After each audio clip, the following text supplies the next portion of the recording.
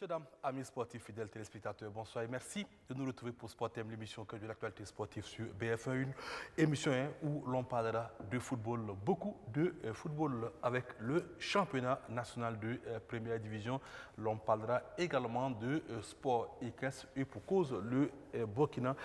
À travers donc le cheval Nema est allé s'imposer à un tournoi international au Nigeria et pour développer tous ces thèmes, tous ces sujets en ce qui concerne la partie analyse et débrief, Madi Zongo est avec nous sur ce plateau. Madi, bonsoir. Bonsoir William, bonsoir à tous. Voilà, je disais en tout nous parlerons de football et de beaucoup de football avec le championnat national de première division qui disputait le week-end écoulé sa 22e levée et dans cette journée, l'AS Sonabel, le leader, a été contraint au partage des points par COSAF, une équipe qui lutte pour sa survie au sein de l'élite. Résumé de cette rencontre avec Fatih Inyongre et Roméo Koita. 21e journée de 2-1, les académiciens de Nyoko 2 croisent les crampons avec l'AS Sonabel, le leader du championnat. Malgré le statut des adversaires du jour, c'est en conquérant que les hommes de Mangaoulé Diabaté foulent la pelouse. Dès le coup d'envoi, ils confisquent la balle à l'AS Sonabel. À la 11e minute de jeu, Ouedraogo Arsène réceptionne une balle au deuxième poteau et trompe le portier des électriciens qui n'a plus qu'à aller chercher la balle au fond des filets. Cueilli à froid, l'AS Sonabel répond 3 minutes plus tard. Konaté Aboubakar est à la conclusion d'une belle combinaison. Ce sera le score à la pause. De retour des vestiaires, le match va partir dans tous les sens. Entre protestations et tacles appuyés, les esprits se chauffent et COSAF écope de 2 cartons rouges. À 9 contre 11, les académiciens vont tout de même réussir à tenir le score face à l'une des meilleures attaques du championnat. Bon, c'est le football, c'est l'engagement. Vous avez vu les matchs comme moi. Les cartons, c'était sur le match de notre côté. De l'autre côté, il n'y a pas eu de cartons. Peut-être qu'ils n'ont pas fait de faute pendant les 90 minutes. C'est le football, c'est eux qui jugent. S'ils estiment que c'est des cartons rouges, ils ont donné les cartons rouges, c'est le football, on fait avec. Voilà. Ce n'est pas un manque de sérénité, mais c'est peut-être la combativité qui a dépassé. Voilà. C'est un qui, on ne se satisfait pas de ça, mais on remercie le Seigneur parce que très vite on a été mené au score et on a poussé, on a réussi à faire l'égalisation. On cherchait maintenant à faire le but du break, ce qui n'a pas été possible. C'est difficile, il faut reconnaître que ce soir on ne pouvait pas jouer parce qu'il y avait trop de tension, il y avait trop de coups de sifflet. On ne pouvait pas jouer même, je dirais, 1-2 bonnes minutes de jeu sans qu'un coup de sifflet ne retentisse, sans qu'un joueur ne se couche. Et là, quand le jeu est haché comme ça, on ne peut pas. L'AS Sonabel, quant à lui, peut s'en vouloir car elle perd 2 précieux points dans la course au titre. Mais Mamadi Bagué et ses poulains devront se relever pour faire face aux prochaines joutes. Voilà, on revient donc sur ce plateau, un match de analyses, en tout cas assez contradictoire chez les deux coachs. Bagué qui donc pointe d'un doigt accusateur l'arbitre, mais pour coup de sifflet intempestif, et Mangaoulé également pour des cartons à son goût un petit peu trop portés vers son équipe. En tout cas, Madi Zongo, les deux entraîneurs visiblement n'ont pas raté l'arbitre.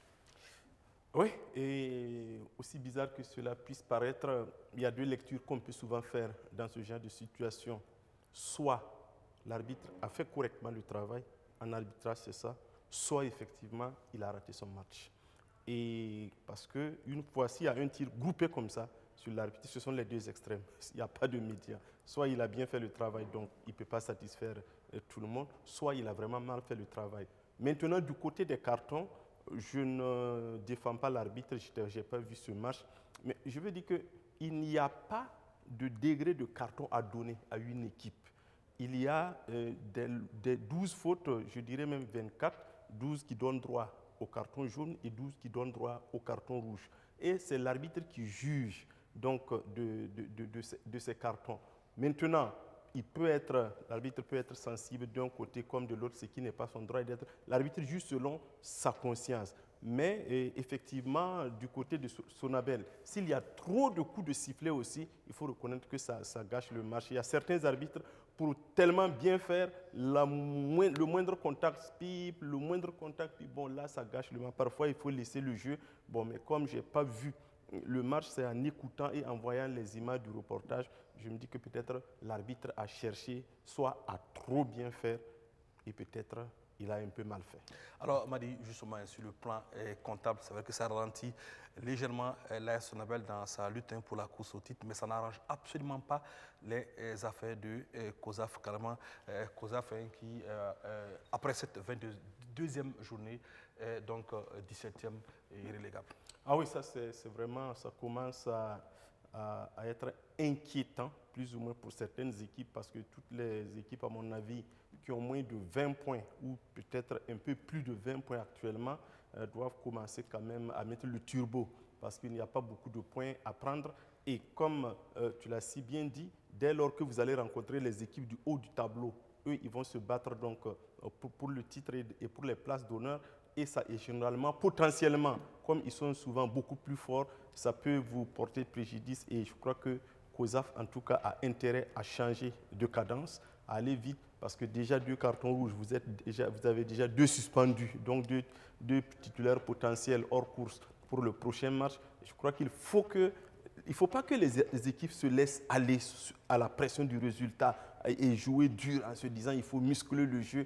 Vous perdez toujours, il faut jouer comme on joue d'habitude, naturellement, si les choses sont bien appliquées. Tu n'as pas vu ce match, hein? Je ne peux donc pas juger les fautes. Non, je ne parle pas des fautes. Oui. Je veux dire que je parle du comportement même général des équipes sur le terrain. Je veux dire qu'il faut que... Mais du comportement général, on pourra en parler lors du bilan après. Absolument. Parce que là, tu es sorti carrément du cadre de ce match. Alors, on m'a dit, on reste toujours avec cette 22e journée du Face au Foot pour dire que l'étoile filante de Ouagadougou joue à se faire peur après une victoire face à Majestic. On s'était mis à rêver à voir l'étoile scintiller de nouveau. Mais le week-end, face à l'AS Douane, les Stelis se sont auto-flagellés, donnant à la limite, dans le bon sens du terme, le fouet pour se faire battre. Les Stelis de l'étoile filante de Ouagadougou tombent 0-1 face au Gabelou de l'association sportive des douanes. À cette 22e journée du Face au Foot, les Stelis en ont appris à leurs dépens. Malgré une nette domination, l'étoile filante de Ouagadougou n'a pas réussi ses tirs et les erreurs sont parfois fatales. Il a fallu une bourde du gardien pour ouvrir le score à la deuxième période au profit des Gabelous. Un score qui reste inchangé jusqu'à la fin du match, offrant ainsi une victoire aux Gabelous. C'était un match assez difficile. Depuis la première mi-temps, on le savait. Donc nous nous sommes préparés en conséquence parce qu'on sait cette équipe de l'OFO assez physique, assez rugueuse, puisqu'on les a joués déjà par 2 fois lors de la Coupe de la Ligue et en phase aller. Et donc on savait déjà à qui on avait affaire. Donc d'entrée, j'ai demandé à mes garçons de durcir le jeu, de mettre plus d'intensité dans le jeu. Et c'est ce qu'on a fait en première mi-temps. On a pu le dominer au niveau du milieu de terrain. En seconde mi-temps, voilà, on a profité de la seule faille que le gardien a laissée. C'est aussi ça. Voilà, on a été efficace. Et bravo à Samy qui a cru et qui a marqué ce petit but qui nous suffit largement. Parce qu'aujourd'hui, ce n'est pas facile. De plus en plus, les matchs sont corsés. Et gagner par la plus petite marque pour nous, c'est une grosse satisfaction. Du fétiste, Gaston Bakala ne jette pas le discrédit sur ses protégés. D'ailleurs, il les félicite pour l'esprit d'équipe. Il est plus important de voir ce que le groupe a produit comme jeu et avoir l'espoir que dans les prochains matchs, si nous continuons à produire ce genre de jeu-là, nous sommes sûrs et certains que nous allons aller de là-bas.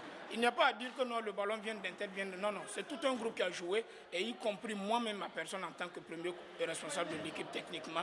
Je pense qu'on a produit du jeu. Je vais encourager le groupe à continuer à travailler pour que les prochains matchs là soient meilleurs que ça. Pour la 23e journée, AS Douane affrontera AS Police et l'ASEC sera face à l'étoile filante de Ouagadougou.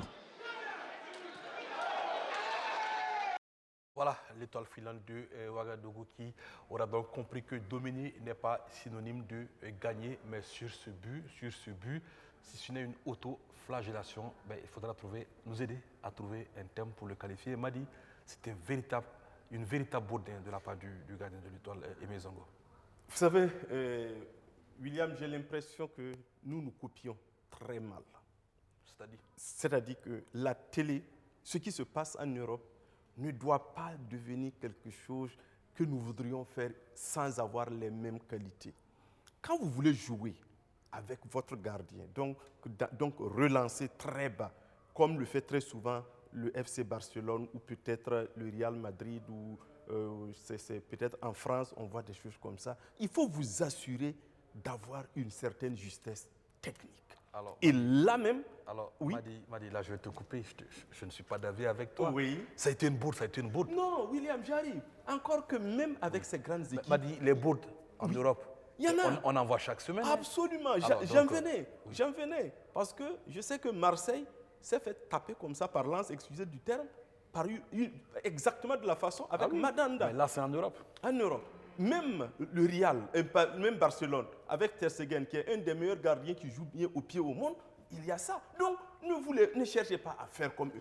Et ce n'est pas, vous voyez, à plusieurs reprises, l'EFO a voulu relancer par son gardien. Un jour, j'ai dit, mais ça là, ça va finir par craquer. Alors, le gardien... Madi, le FC Barcelone que tu aimes tant, le Barça de Pep que tu as tant aimé, ces bourdes, ils en ont fait. Oui, mais ça ne les a pas empêchés mais est-ce que c'est pour autant que nous devons faire... Alors, Madi, donc, je dois comprendre qu'une seule bourde doit tout remettre en cause. Une seule bourde, et voici 3 points perdus, et le faut qui se remet... Madi, est-ce que ça remet tout en cause? Oui. Non. Est-ce qu'à cause d'une seule erreur, on doit régner ces principes? Pas du tout. Et d'ailleurs, j'apprécie le discours de l'entraîneur. Parce que là, il a positivé en disant nous sommes tous responsables. Effectivement, on gagne en équipe et on perd en équipe. Si la communication peut-être avait été meilleure avec Aimé Zongo en lui disant attention, il y a un joueur qui arrive, peut-être qu'il n'aurait pas fait cette légère passe. Mais bon, je pense qu'il n'oubliera pas ça de sitôt. En tout cas, c'est 3 points perdus pour les faux. Il faut aller chercher. Mais il faut ça aussi pour que le football soit regardable. Il faut que le football soit regardable. Il faut que tu acceptes aussi les erreurs. Ça ne devrait en aucune façon remettre en cause les idées de jeu de l'étoile filante de Ouagadougou. Alors, Madi, le prochain match qu'on te propose, c'est un choc entre deux entraîneurs qui se tirent la boue cette saison. Moussa Ouedraogo dit Mourinho, Drissa Ouedraogo dit El Tactico. Les deux ont tout simplement décidé de partager la poire en deux. Uzo AS Police de la 22e journée s'est joué sous une ambiance électrique, surtout en seconde période. Les décisions de l'arbitre passaient difficilement du côté des rouges et blancs de l'Arlé. L'emblématique Mama Uzo, d'habitude si calme et soutenant son équipe par ses coups de main, n'a pas pu tenir sur son siège. Et pour cause. L'AS Police a bénéficié de la barca de l'arbitre. Et pourtant, rien ne présageait d'une telle sortie pour le Quarto, tant les débats étaient équilibrés entre deux équipes qui, sans être dans la zone rouge, restent à portée de main des poursuivants. Après 45 minutes sans le moindre but inscrit, l'éclaircie est venue à la 60e minute. Sur une longue balle, les deux défenseurs centraux de l'AS Police oublient Ilias Tiendrebego dans leur dos. Le capitaine des enfants de l'Arlé n'en demandait pas tant et loge la balle dans les buts de Daniel Sagnon. 1-0 pour l'USO.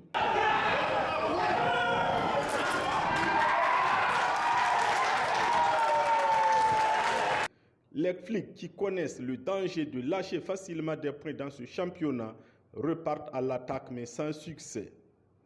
Alors que la défaite semblait inévitable, l'arbitre accorde 2 coups francs à l'AS Police à l'orée de la surface de réparation.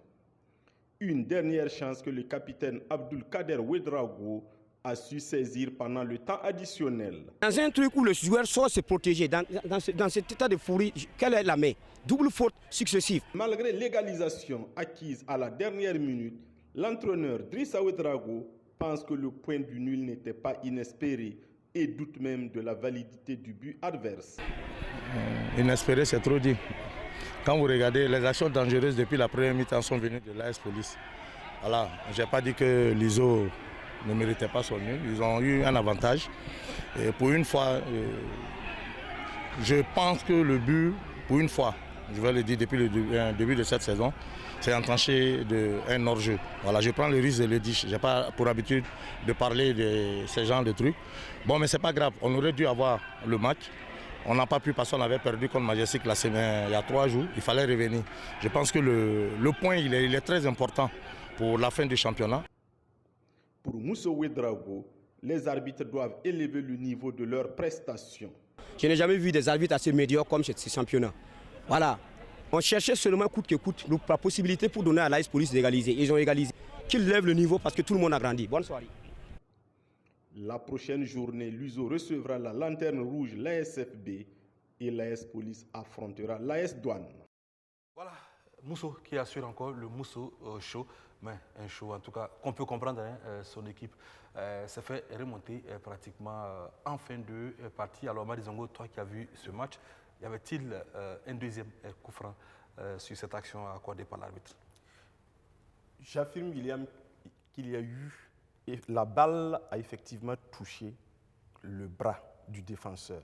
Mais maintenant, comme lui-même il a dit, il est sorti pour se protéger. Est-ce que c'est exprès qu'il a fait? Sinon, si vous remettez les images sur le Je vais reformuler ma question. Oui. Est-ce que sur un coup franc, oui, où un joueur voltige, comme on le dit, oui, et touche la balle de la main, est-ce qu'il y a faute? C'est à l'appréciation de l'arbitre. L'arbitre, si l'arbitre suppose qu'en décollant son bras, il a augmenté la surface de son corps, donc il a empêché la balle de passer, il siffle la main. Il siffle la main. Si l'arbitre suppose que non, c'est dans son élan que son bras s'est décollé, donc c'est une main involontaire, comme on le dit, il peut il ne avait pas main siffler. alors? Oui, ça j'affirme qu'effectivement, la balle a touché le bras du défenseur. Ça au moins c'est sûr. Mais maintenant, comme je l'ai dit, c'est une question d'appréciation. Quand on va au bilan comptable, ce n'est pas forcément une bonne opération pour ces deux formations, parce que derrière, ça remonte un petit peu quand même. Oui, mais bon, ça les permet, comme ils sont dans le ventre mou du classement, comme on dit, ben, ça les permet, mais il faut regarder derrière quand même, parce que ça vient... Le ventre mou, c'est le milieu du tableau. C'est le milieu du tableau, oui. Ils sont carrément de l'autre côté, ils ne sont pas dans le ventre mou. Ils sont dans la deuxième partie du tableau, ce n'est pas le ventre mou. Mais ça peut venir très vite. Hein. Oui. Ça peut venir très vite de derrière, parce que là, quand on regarde les équipes à 28, 27 points, bon, là, je crois qu'il faut faire beaucoup attention, surtout dans ces matchs où facilement vous perdez 2 points, 1 point, peut-être même 3 points. Je crois qu'il faut faire beaucoup attention, parce que là, ça va être extrêmement difficile pour la fin de saison. Alors, Madi, si le championnat n'avait débuté que depuis la 18e journée, cette équipe serait logiquement en tête. 4 victoires, 1 nul en 5 sorties depuis la reprise à l'ASEC de Koudougou pète la forme. Les poulains de Drissa Traoré, dit saboteur, l'ont confirmé hier dimanche face au Léopard de Saint-Camille. Il ne fait pas bon, vraiment pas bon de se retrouver en ces temps qui courent sur le chemin de l'ASEC de Koudougou. Après Raïmo, l'AS Douane, Kozaf et à une moindre mesure l'USO, c'est au tour des Léopards de Saint-Camille de tomber dans la besace des hommes de saboteurs. Face à une équipe des Léopards venue pour l'emporter, en témoigne son début de rencontre, l'ASEC répond par le traditionnel réalisme froid dont elle s'est fait preuve depuis la reprise. À la 16e minute, Salif Convolbo, après un bel enchaînement, s'amène le ballon et trompe Sylvain Cavoré pour l'ouverture du score. 1-0 pour les commerçants de la cité du Cavalier Rouge qui prennent de nouveau le fil par le bon bout. Après cette ouverture du score, les Koudougouais maintiennent leur pressing et passent tout près de l'aggravation du score, mais Salif Convolbo ne trouve pas le cadre.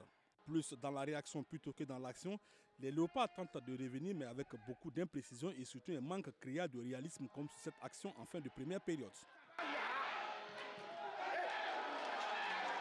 C'est fort logiquement que l'ASEC étreigne son avantage jusqu'au terme des 45 premières minutes. À la reprise, les Léopards montent d'un cran et obtiennent un pénalty transformé par Fatao Souré à la 55e minute. Saint-Camille revient de loin, mais ne parvient que durant 10 minutes à conserver cette parité. À la 65e minute, Seydou Ouattara, bien servi dans la profondeur, s'en va tromper Sylvain Cavoré. 2-1 pour l'ASEC de Koudougou qui ne lâchera plus prise jusqu'au coup de sifflet final de l'arbitre Hubert Tiendrebego. 4e victoire en 5 sorties pour l'ASEC de Koudougou. Jean-Baptiste Ilboudou Dizagalo, l'entraîneur adjoint Savou. Effectivement, vous reconnaissez que la reprise de ce championnat-là est un championnat extrêmement, comme on peut le surnommer, un championnat anglais, où même les équipes de bas là peuvent tutoyer ceux d'en haut. Et notre déplacement à Koudougou et de Ouagadougou, on devait faire le plein pour rattraper le retard que nous avons eu à la phase aller. Et je pense que cette mission a été très bien accomplie puisque nous l'avons accomplie à 100%. Pour les Léopards, il faut dire qu'il y avait de la place pour obtenir au moins le nul. Les occasions ont existé, la maladresse aussi. Oui, on peut le dire. Parce que c'est la plaie de notre équipe. Parce qu'on a cherché un avant-centre parce que nos buts depuis la phase aller, c'est ceux qui sont sur les côtés là, qui marquent. Donc on a réellement aussi besoin d'un attaquant, quelqu'un qui marque devant surtout. Mais comme on est toujours dans le championnat, on va commencer à continuer à travailler avec tout le monde pour compter sur tout le monde.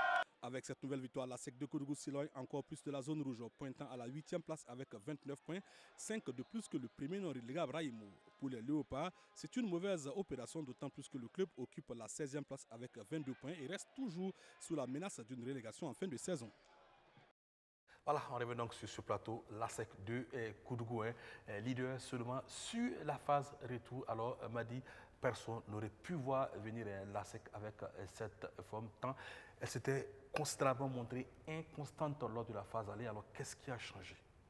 William, je ne suis pas totalement surpris par ce que la SEC fait, parce qu'il n'y a pas longtemps, je crois le 17 février, j'étais à Koudougou pour un reportage et j'ai vu que dans la matinée déjà, Saboteur travaillait avec ses joueurs. Donc c'est dire que ça a bossé dur à Koudougou pendant la trêve. Et pour qui connaît Saboteur en matière de conditions physiques, alors on comprend pourquoi ces garçons sont quand même dans cette forme-là. Ce n'est pas la condition physique à elle seule qui résume les performances de cette équipe. Non, surtout pas, mais il faut d'abord avoir la condition physique pour pouvoir avoir l'influx et supporter le rythme du match. Et quand vous voyez la SEC jouer, c'est comme si les joueurs, en tout cas, excusez-moi du pléonasme, c'est comme si les joueurs ne se fatiguaient pas. Ils arrivent à tenir le rythme. Ce n'est pas comme avant où ils avaient des très bas et souvent d'assez hauts. Ici, il y a de la constance dans ce qu'ils font. Et vous voyez même qu'après l'égalisation de Saint-Camille, ils ont eu de l'énergie pour aller chercher le deuxième but. Donc ça veut dire que c'est une équipe, et ça a été bien dit dans le reportage, qui est dans l'action et non dans la réaction. Donc ils prennent les initiatives, c'est eux qui vont au charbon, ils imposent à l'adversaire leur rythme.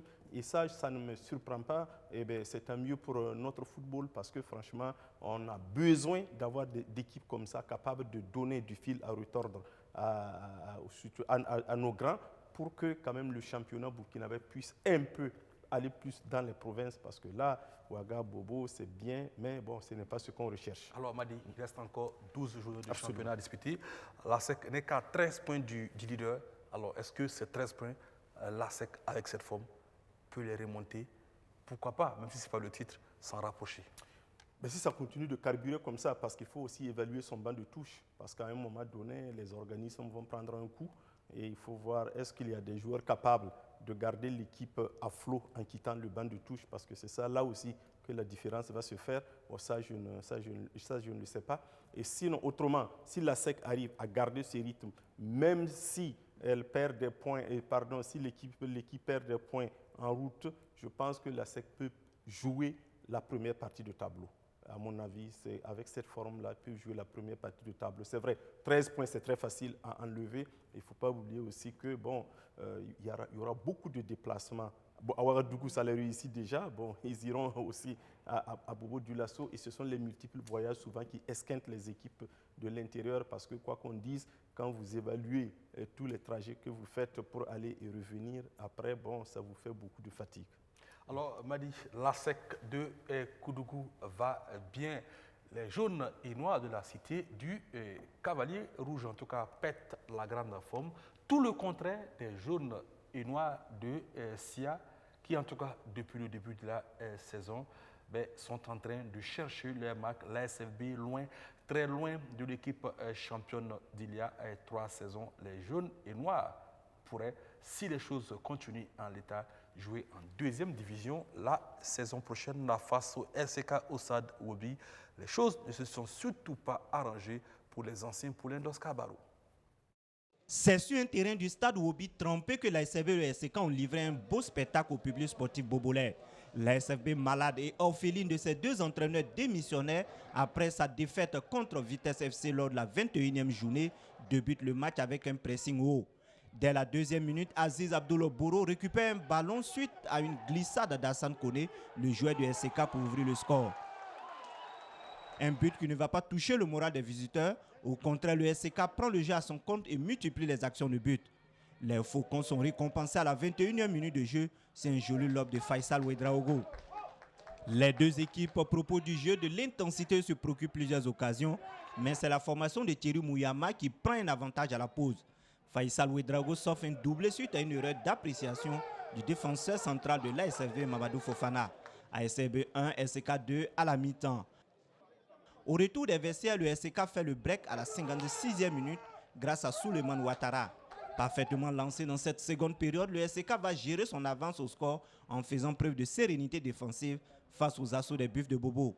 Il va falloir attendre la 81e minute pour que l'ASFB réduise le score. Abdel Noufou Zagré reprend de la tête le centre d'Aziz Boro et redonne espoir aux jaunes et noirs qui se lancent corps et âme à l'attaque. Mais Assami comparé d'une belle frappe met fin à cette lueur d'espoir dans les arrêts de jeu. Le SCK s'impose 4-2. Nous, quand on a été mené 1-0, il a fallu qu'on réadapte notre façon de jouer. Il fallait qu'on essaie de réduire les espaces pour essayer de se créer des opportunités. On s'est créé, on a marqué. Dès qu'on passe dans la position de celui qui mène, de manière intéressante chez l'adversaire, il s'enlève une pression. La pression était sur nous. Il fallait pour eux qu'ils marquent le deuxième but et qu'on joue le dernier quart vraiment sous la pression.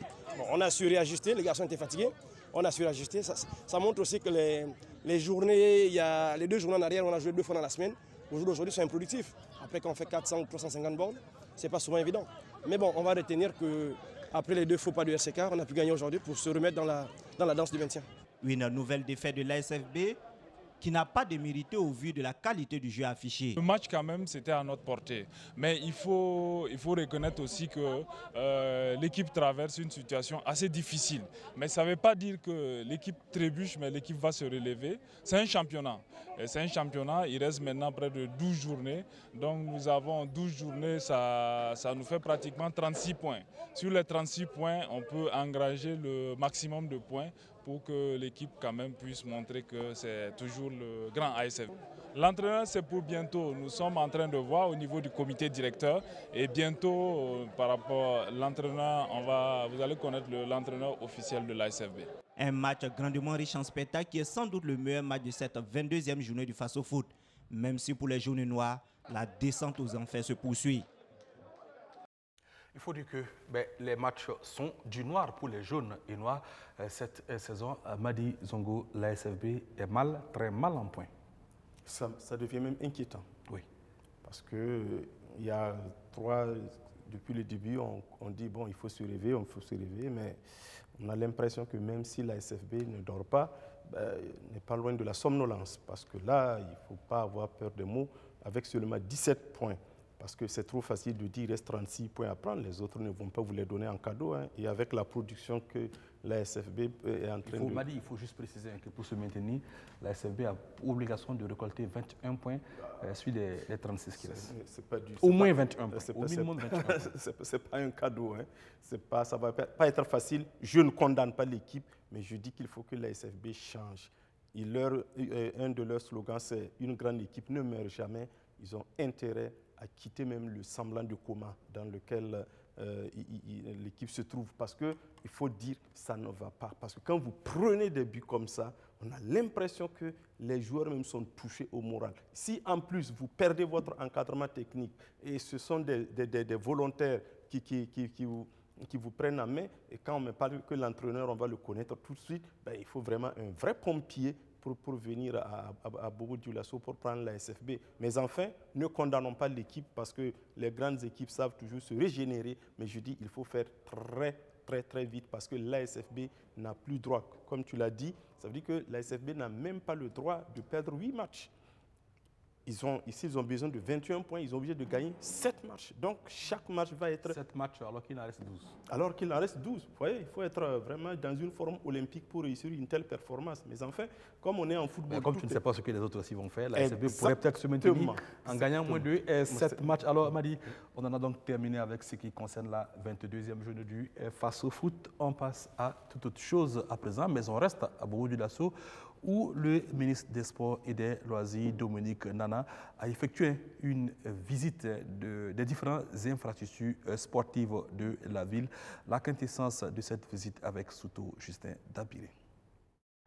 Le stade Sangoulé Aboubakar Lamizana, les terrains d'entraînement du SCB et de l'ASFB et les terrains de Safalao et de Kunima ont tous été visités par le ministre des Sports et des Loisirs.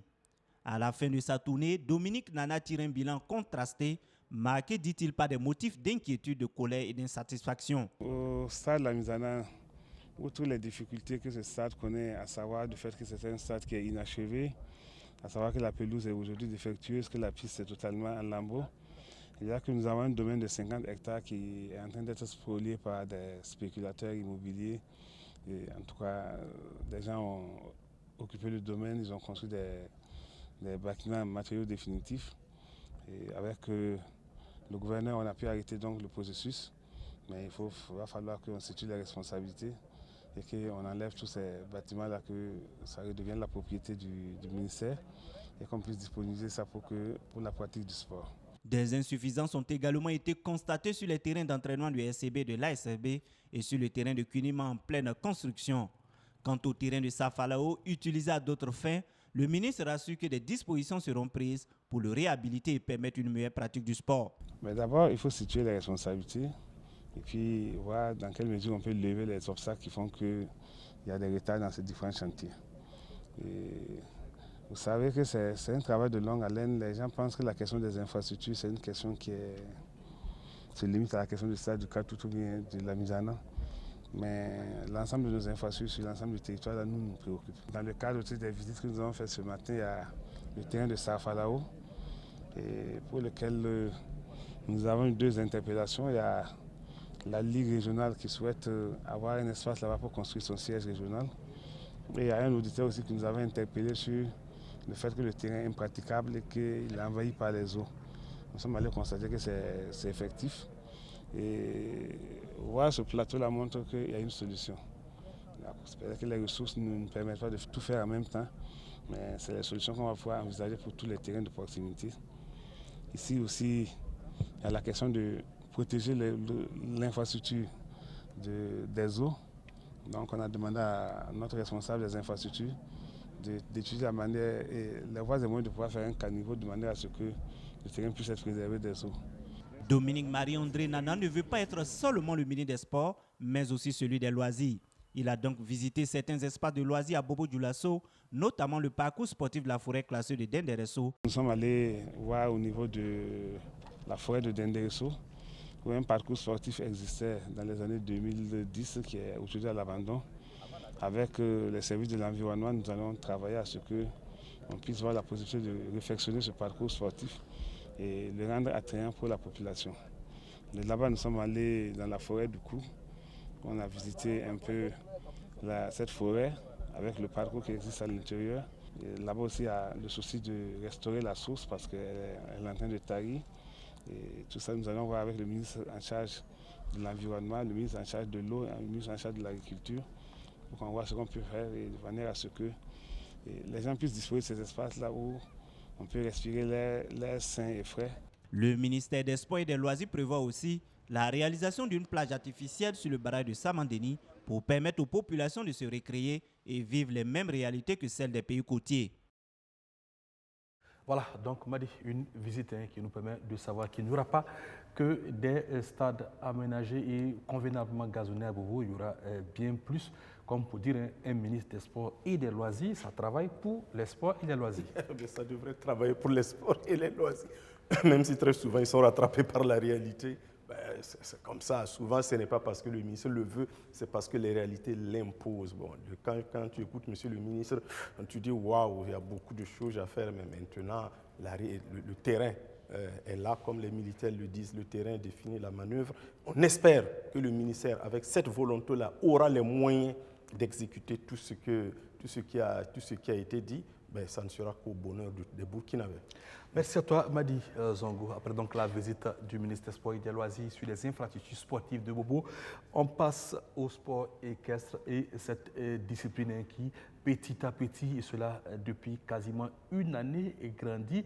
Ce n'est pas encore une fédération, mais c'est une structure qui s'est donnée pour mission de former convenablement les journalistes sportifs en sport équestre. L'association des éleveurs NEMA a initié donc une formation au profit de 15 journalistes sportifs le 19 mars dernier. Luc Pagbelgam a fait partie des formés. Et désormais, ce sont donc des hommes de médias mieux nantis et, en tout cas, on va dire plus aguerris au traitement de l'information sur les courses hippiques, résumées fort logiquement avec Luc Pagbelgam. L'univers des chevaux et des sports équestres n'ont plus de grands secrets pour une quinzaine de journalistes sportifs et de communicateurs. Ce 19 mars, l'association des éleveurs NEMA évoluant dans le domaine de l'élevage des chevaux et des sports équestres a initié cette formation afin que ceux qui couvrent les activités des sports équestres puissent avoir quelques notions dans la discipline. Et l'objectif de la formation, c'est de familiariser en fait les journalistes à connaître le sport équestre, c'est-à-dire les courses hippiques. Voilà, et nous pensons qu'à l'issue de cette formation, les journalistes seront mieux outillés en ce qui concerne les courses hippiques. Ils se sont beaucoup plus intéressés sur les courses hippiques, c'est-à-dire aspect organisation, voilà, et puis l'hippodrome. Voilà, ce sont surtout les deux aspects qui ont retenu la majeure partie des questions, à ce qu'on a remarqué. Les sports équestres sont en plein essor au Burkina Faso, surtout avec la compétition NEMA courue sur 10 mois cette année 2021 à Pabré. Le cheval, le jockey, le dresseur, les clubs, les types de chevaux et l'organisation d'une course hippique, tout a été passé au pain fin. D'abord, je pense que c'est une formation qui tombe vraiment à point nommé pour les journalistes que nous sommes, parce que vous vous rendez compte que le cheval, c'est quand même l'emblème du Burkina. Le cheval est très important pour la nation burkinabé. Malheureusement, on ne connaît pas le cheval tant que ça. Et comme c'est une discipline sportive carrément, nous journalistes sportifs, il est quand même intéressant qu'on puisse connaître les fondamentaux de cette discipline-là pour pouvoir en parler. On fait beaucoup moins de cheval dans nos éditions, mais je pense qu'avec les activités que l'association des éleveurs NEMA mène, donc, on peut avoir du grain à moudre. Mais encore faut-il qu'on puisse savoir véritablement de quoi on parle. Et c'est, je pense, l'objectif de cette formation-là qui nous, en tout cas, qui nous ragaillardit en tant que journaliste, qui ajoute en tout cas une corde à notre arc et qui va nous permettre donc de parler, diversifier nos sujets de reportage, de commentaires, d'analyse et tout ce que vous voulez. Les journalistes participant à ce premier essai de l'association NEMA à leur endroit disent repartir de cet atelier bien outillés. D'autres initiatives du genre seront la bienvenue et la collaboration entre hommes de médias et l'association est appelée à grandir. Nul doute qu'on devrait donc dans nos prochaines éditions avoir des sujets sur le sport équestre beaucoup plus pointus. Luc Paguelgem s'y mettait déjà très bien. Maintenant, on peut espérer avoir donc des sujets de top niveau comme ce que l'association des éleveurs NEMA a fait hier dimanche 21 mars à Abuja au Nigeria, puisque justement NEMA a remporté le Grand Prix de la Fédération nigériane du sport équestre. Vous pouvez donc voir les images tout de suite là. L'écurie d'Hermé a couru pour le Burkina Faso et a fait flotter haut le drapeau en terre nigériane. NEMA est ainsi à sa deuxième victoire remportée lors de ses courses internationales. C'est, on va dire, NEMA qui gagne, mais c'est tout le sport équestre burkinabé qui gagne, n'est-ce pas, Madi Zongo? Dire que le cheval est au Burkina, ce que le fromage est à certains pays, n'est vrai qu'avec cette victoire. Mais bien sûr, c'est vraiment l'allusion est parfaite parce que là, aller gagner à l'extérieur, surtout au Nigeria, il n'y a rien de tel, surtout avec un cheval qu'on connaissait déjà ici. Il faut préciser que le Nigeria, c'est également un pays de campagne. Ah, mais il faut pas. Oui, le royaume de Sokoto, et etc. Le nord Nigeria et tout ça. Oui, c'est vraiment, oui, ça, ils connaissent le cheval, il ne faut pas se faire des illusions. Donc, ça, ils connaissent le cheval. Et aller gagner chez eux, peut-être qu'eux-mêmes, ils vont le vivre comme un affront. Oui, bien sûr, il m'a dit la même chose, on aurait certainement avoué si, par exemple, ce n'est pas pour leur faire injure, si certains de nos voisins venaient remporter le Tour du Faso, on dirait que c'était un affront. Absolument. Chose qui ne risque absolument pas d'arriver. Alors, on m'a dit, après donc le sport équestre, on va parler golf. Et cette fois, on retrouve deux dames pour donc, le compte rendu, Madina Sienou et Fatih Nyongre. La compétition de ce 21 mars est un tournoi initié par le Bureau d'études et d'ingénieurs Conseil TED. Cette opposition sur le parcours du Golf Club de Ouagadougou vise à promouvoir la discipline, permettre aux compétiteurs de se perfectionner et attirer de nouveaux adhérents. Dans un premier temps, je venais juste pour soutenir et puis je me suis essayée. Et puis bon, voilà, finalement, je crois que je vais y rester parce que je prends goût à la chose. La compétition de tête, on va essayer de gagner des trophées parce qu'il y en a suffisamment. Et même si ça n'a pas bien démarré, il y a encore énormément de trous qui restent. Et donc, en tant que compétiteur, nous y croyons et je suis convaincu qu'à la fin de la journée, on va s'en sortir avec quelque chose, quoi. Les notes de cette compétition, comme celles de toutes les autres organisées depuis janvier, vont être comptabilisées en fin d'année dans le classement annuel. Après quelques heures de compétition, les totaux de tous les challengers sont classés par série et le trio gagnant de chaque série est récompensé. Sanou Justine est la meilleure des dames, Sori Mamadou le meilleur des initiés. Samaké Salif est celui qui s'est le plus illustré dans la première série. Sébastien Matisse est le meilleur brut ou encore le meilleur des meilleurs. Ils sont jaloux les jeunes, oui. Parce que moi je suis toujours en forme. Je dis que le golf c'est un grand sport pour tous les âges. Il est pour les femmes, il est pour les hommes et pour les enfants. Oh, le golf, depuis que je pratique, je me sens toujours souple. Je fais du poids aussi. Voilà, et puis ça me détresse. Au terme de cette compétition, le bilan est jugé satisfaisant par l'ensemble des acteurs. Athlètes, compétiteurs et sponsors se disent prêts à poursuivre ce genre de collaboration pour l'essor de la discipline au Burkina Faso. Voilà, c'est une invite à vous mettre au golf, tous au golf. Il semble que ça déstresse.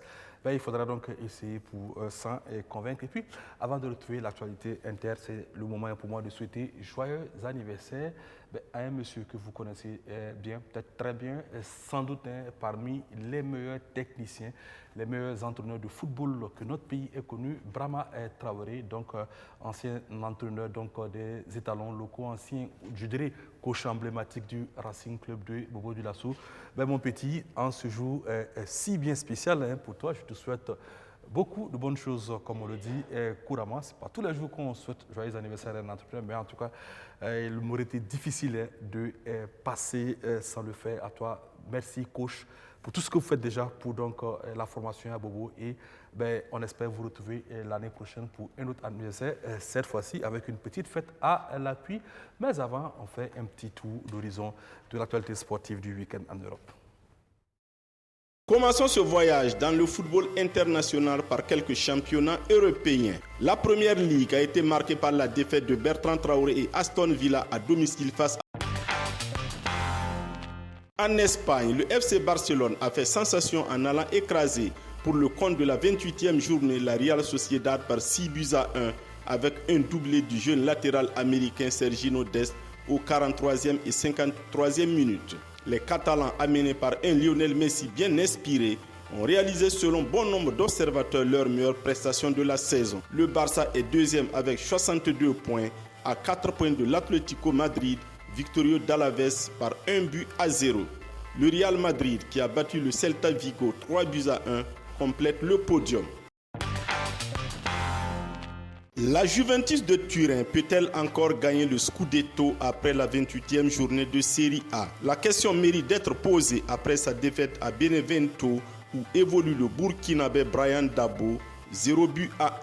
Classé 4e avec 55 points à 10 unités du leader Inter Milan, Cristiano Ronaldo et ses camarades déjà éliminés de la Ligue des Champions ont peut-être subi la défaite de trop. La 26e journée de Bundesliga a été marquée par la gifle du Bayern Munich au VfB Stuttgart par 4-0 avec un triplé du Polonais Robert Lewandowski aux 18e, 23e et 39e minutes. Le Bayer Leverkusen de Edmond Tapsoba a aussi subi la loi du Hertha Berlin par 3-0. Les Bavarois font la course en tête avec 61 points, devant le RB Leipzig 57 points. Leverkusen est 6e avec 40 points. Le Paris Saint-Germain a pris la tête du classement de la Ligue 1 en France en battant l'Olympique lyonnais au Parc OL par 4-2. Les protégés du Qatar profitent de la défaite surprise de Lille à domicile face à Nîmes pour installer leur pouvoir. Le jeune attaquant franco-camerounais Kylian Mbappé a profité pour inscrire son 100e but en Ligue 1. Terminons par les rumeurs de transfert. Pour finir, Cristiano Ronaldo va-t-il quitter la Juventus de Turin? La question est sur toutes les lèvres alors que son contrat arrive à terme dans un an. Le directeur de sportif des Blancs et Noirs voudrait bien le garder malgré son imposant salaire et ses 36 ans d'âge. Une autre star qui noircit les gazettes en cette fin de saison est le jeune norvégien Erling Braut Haaland. Mais le hic pourrait venir du rendement sur le terrain. Un ancien de la maison, Antonio Cassano, a été très sévère avec CR7 en déclarant à Sky Italia que sa signature a été un échec total. Certaines sources révèlent que Manchester City est prêt à mettre le paquet pour l'attirer. En cas de transfert, le prix de départ des négociations serait de 115 millions d'euros, alors que le joueur réclamerait 90 millions d'euros sur 5 ans. Voilà, on revient donc sur ce plateau. On est pratiquement au thème donc de cette émission, mais avant de vous quitter, on vous propose un compile des buts donc de la phase de la Ligue des Champions. Lorsqu'on reviendra, ça sera pour vendredi prochain pour plus d'informations et de passions sportives sur BF1.